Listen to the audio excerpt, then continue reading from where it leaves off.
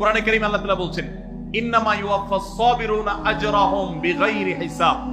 আল্লাহ বিনিময় দেওয়ার ক্ষেত্রে, সওয়াব দেওয়ার ক্ষেত্রে দুনিয়াতে যারা সবরকারী হবে, যারা ধৈর্যশীল হবে, যারা সহিষ্ণু হবে, যারা নিজেকে নিয়ন্ত্রণ করতে পারবে, এই সবরকারীদেরকে আল্লাহ তাআলা হিসেব ছাড়া দিবেন, তাদেরকে সওয়াব দিবেন হিসেব ছাড়া। তাহলে আপনি যখন আপনার কর্মস্থলে থাকবেন আপনাকে ধৈর্য ধারণ করতে হবে। আপনি যখন পাবলিক পরিবহনে উঠবেন আপনার মাথা ঠান্ডা রাখতে হবে। আপনি যখন আপনার বাসা বাড়িতে থাকবেন আপনার মাথা ঠান্ডা থাকতে হবে। মাথা গরম হয়ে যায় যাদের, হট মেজাজ যারা, কথায় কথায় মাথা গরম হয়ে যায়, ধৈর্যহীন হয়ে যায়, যেখানে সেখানে গন্ডগোল বাধায় দেয়, মারামারি বাধায় দেয়, ধৈর্য সহ্য বলতে কিছু নাই, এই লোকগুলো কিন্তু এই সৌভাগ্যবান মানুষদের কাতারে শামিল হতে পারবে না। ঠিক একই ভাবে দাম্পত্য জীবনে সুখী হতে হলে সবর এবং শুকর, এই দুইটা মূল মন্ত্রের কোন বিকল্প পথ খোলা নেই। সেটা স্বামীর জন্য প্রযোজ্য, স্ত্রীর জন্য প্রযোজ্য।